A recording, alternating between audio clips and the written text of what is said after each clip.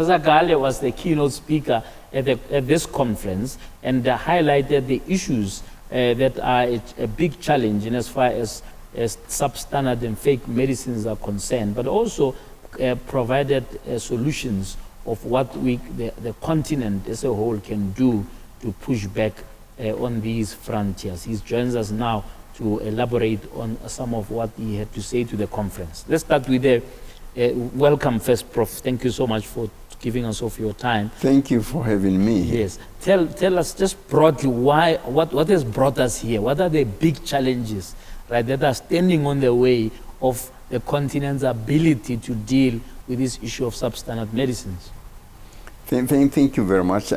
So we are convening here as our first meeting of the committee for substandard and falsified medical product on the continent. And in my talk, I highlighted a number of system vulnerabilities and also a number of solutions that can be implemented in order to overcome the problem. So starting with the system vulnerabilities, one pertains to the regulatory gaps. In the sense that most of the regulators on the continent have less capacity to manage the fighting.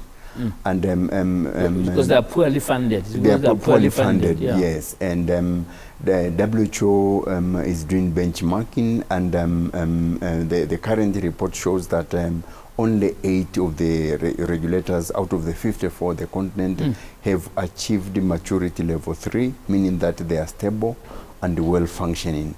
While the rest are still struggling at level 1 and level 2, which indeed this needs to be addressed in order to be able to address the issue of SF. And the second vulnerability... But why do you think there's poor funding for this? Is it because governments are not taking it serious enough, or what lies at the heart of this? On one, I think it's the awareness of the problem. On the other hand, I think it is the lack of funding and also priorities. There are some governments which are well resourced, but prioritization of where they put the funding is an issue, and it relates to how we as experts bring the issue awareness to the governments. You identify a number of solutions, about 6 key solutions that we need to do, right, to try and push back on this issue. What are the, give me 2 or 3 big highlights of what you think can be done by the continent to try and get this issue right? So one of the solution is the issue of funding, allocation, governments to allocate sufficient funding into the SF efforts.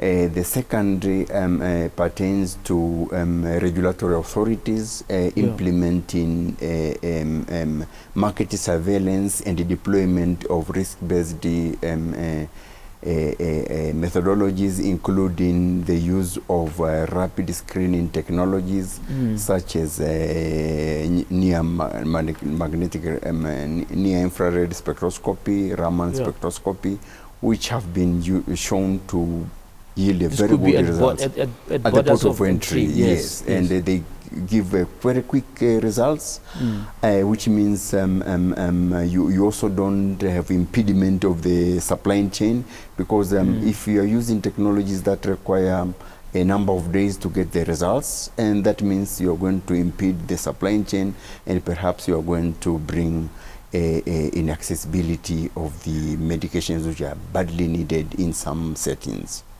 What else can be done, to try and minimize, the issues of fake medicines, particularly getting to vulnerable communities who may not have a clue what the difference is between the real medicines and the ones that are fake? We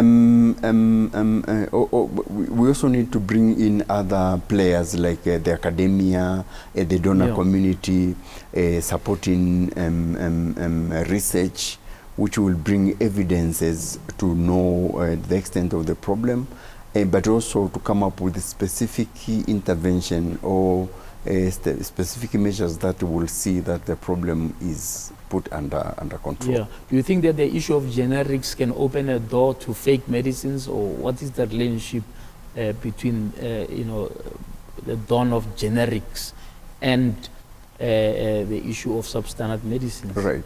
So there isn't a direct relationship between the generic manufacturing and the SF. In fact, the coming of the generic is supposed to be good news to the public, especially from the public perspective. The issues of access and availability and affordability, generics are supposed to bring a lot of relief. But the more players comes in, you also have the unlawful or culprits come in. So if you have few players, it's very easy to control them. Yeah. But if you have many players, then it's a workload. You're generating a workload for the regulator. And I think this is where you can have some sort of a link between, if you have many generic manufacturers, that means, for example, the regulator must register all products which come in a particular jurisdiction. So if you have, let's say, 7,000 products registered in a country, that is, it generates a lot of workload to the regulator. And I think this is where also the infiltration can come in.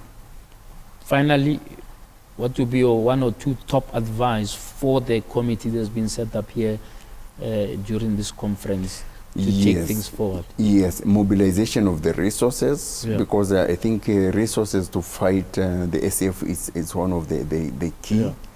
And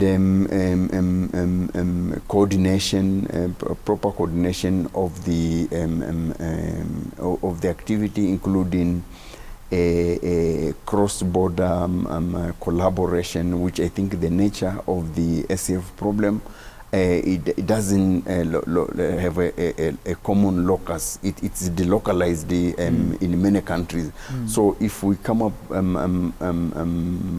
we collaborate, I think it's going to give a better chance of fighting the problem. Wonderful. Thank you, Prof, for your time. Thank you for having me. Thank you.